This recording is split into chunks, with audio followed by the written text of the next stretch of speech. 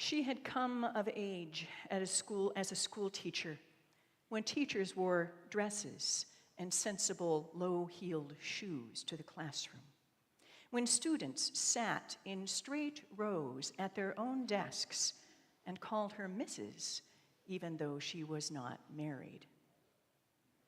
She had been astonished as a young teacher that her classroom parents accepted her advice about their children, that they supported her work, that they sent their children to school ready to learn, bellies filled with breakfast, homework completed, warm coats to wear at recess.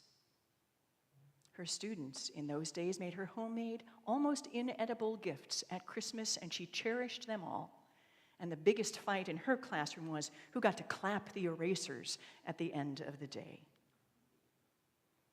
This same teacher never imagined she would spend the last few years of her teaching career fending off accusatory parents who told her she didn't know what she was doing, providing food and clothing for children in her classroom because their parents could not provide, dealing with behaviors that bordered on criminal. And it was then, at the weary end of a long teaching career, that our little daughter was assigned to her classroom. My daughter, both our girls, loved school, worshiped teachers, sometimes slipped and called them Mom. But on the second day of school, our daughter came home sobbing. One of the boys had thrown a chair at the teacher.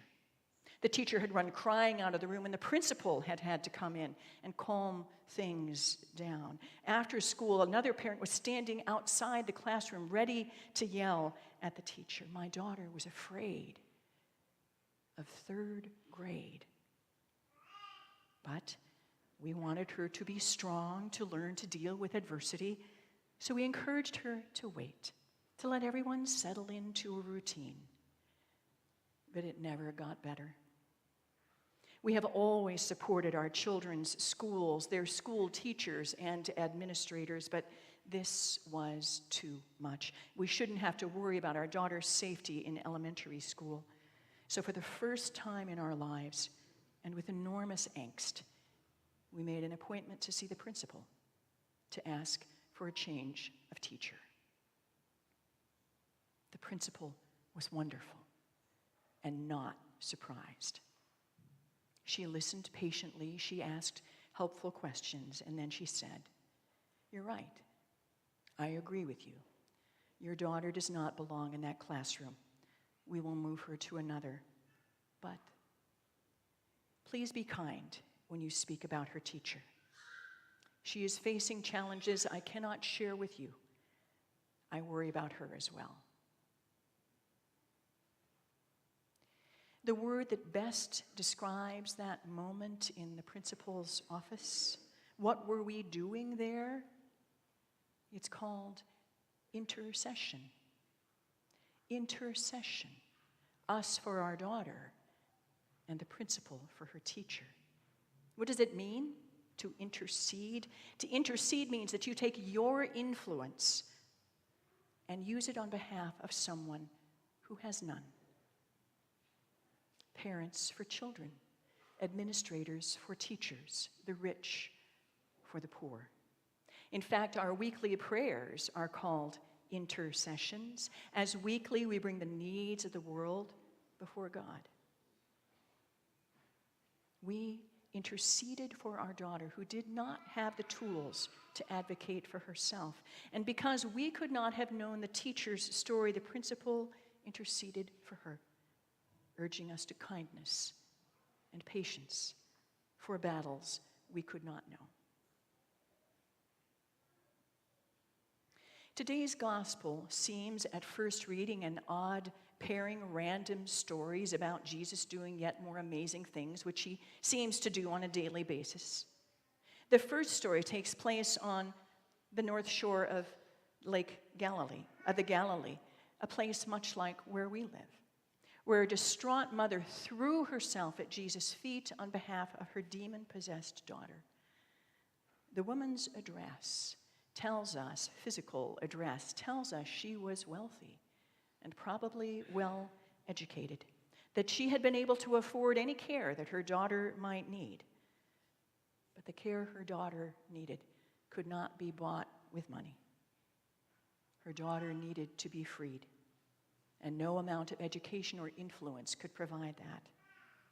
So when the mother heard that Jesus was in town, she leapt in the Tesla. She drove to where he was, and with the engine still running, quietly, a purr as a Tesla runs, she threw herself at Jesus' feet and interceded like a beggar for her daughter.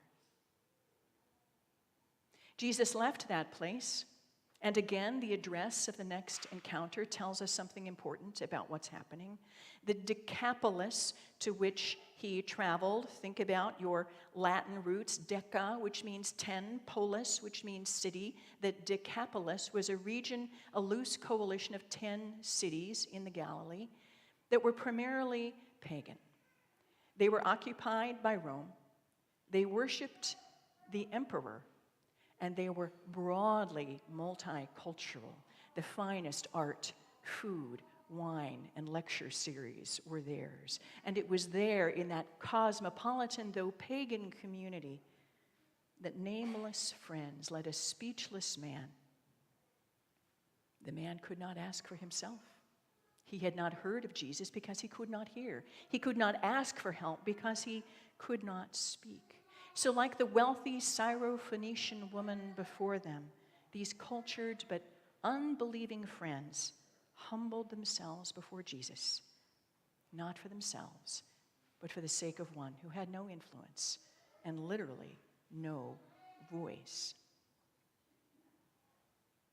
They interceded, a mother for her child, friends for another friend. And because of their circumstances, I doubt they even knew for sure what they were asking or of whom they were asking it. But when you are desperate and you love someone dearly, you will try anything. And they did. They tried with Jesus, and he answered their prayers. In most arenas of our lives, our concern is primarily for ourselves. I'm not accusing you. I'm the same way.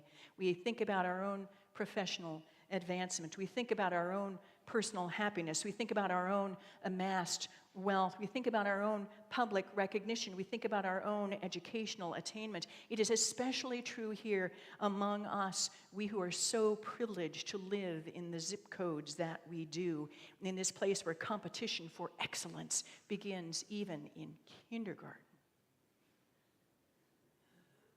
But how fortunate we are, we who believe in Jesus and live among his disciples. How fortunate we are to know another way, to pursue another goal, to pursue happiness and success and education and safety, not for ourselves, but always for the other. Any influence we might have is always used for the sake of those who have none. We are, from our toes to our noses, engaged in intercession for the sake of the world. But the miracles that took place in Tyre or in the Decapolis, in North Lawndale or even Northfield are not of our own making. We can only intercede. It is Jesus who acts, Jesus who frees, Jesus who opens. To the troubled mother, he said, "Go!" The demons have gone. To the deaf man, he whispered, "Ephphatha, be open." When Jesus is around, miracles happen every day because someone brings a need to his attention. Let me tell you of another intercessor, another miracle in another zip code, another teacher, another principal, a woman of North Lawndale. A teacher turned principal, now CEO, is with us today as intercessor. Daily, she falls at Jesus' feet in prayer for the sake of her students and her school. The demons that plague them are of poverty and violence and lack of opportunity. And the ears of the world are deaf to their stories. They need to be opened, so she intercedes as a teacher, as a principal, as an executive, but primarily as a disciple of Jesus Christ, intercedes for those who cannot speak for themselves. But other voices cry out to us, not from the North Shore of the Galilee or even from North Lawndale, but voices from Japan, where an earthquake has killed hundreds. Voices call to us from Syria, where they are plotting publicly a conflict that is being called a bloodbath. They call to us from the violence in Chicago and people we love, some of whose needs are known only to us and to God. They cry out to us as well. What will we do? We who have influence, we who have voices, we who have ears. Our daughter thrived in her new classroom. There was no flying furniture, no screaming parents, no weeping teachers. But I've often wondered about that first teacher, a teacher who began her career with such hope.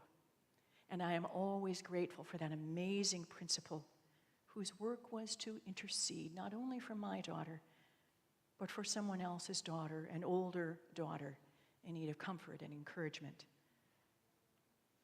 Go, Jesus commanded the Syrophoenician woman, go, the demons have left your daughter. Ephphatha, Jesus whispered to a man who had never heard a word, you can hear now. Because someone interceded, Jesus acted. And perhaps here among us, that someone is us.